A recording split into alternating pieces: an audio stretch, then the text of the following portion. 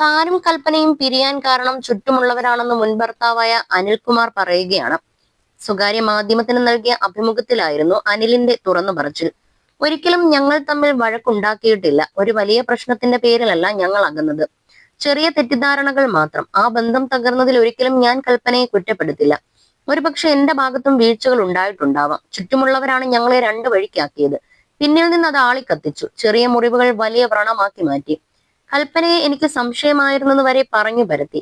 കൽപ്പന എങ്ങനെയുള്ള ആളാണെന്ന് ഫിലിം ഇൻഡസ്ട്രിയിലുള്ള എല്ലാവർക്കും അറിയാം.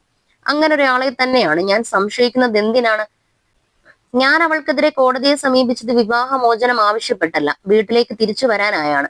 അതും അവളെ പേടിപ്പിക്കാൻ വേണ്ടി ചെയ്തതാണ്. കൽപ്പന മരിക്കും വരെ എന്റെ മൊബൈൽ ഫോൺ ഓഫ് ചെയ്തിരുന്നില്ല. അതിലേക്ക് ചേട്ടാ ഞാൻ വരുന്നു എന്ന് കോൾ വരുമെന്ന് പ്രതീക്ഷിച്ചിരുന്നു. അതുണ്ടായില്ല. കൽപ്പനയോട് എനിക്ക് ഒരിക്കലും ഇഷ്ടക്കുറവ് ഉണ്ടായിട്ടില്ല. അവൾക്കും അങ്ങനെയായിരുന്നു. ഇത്ര വേഗം മരിക്കും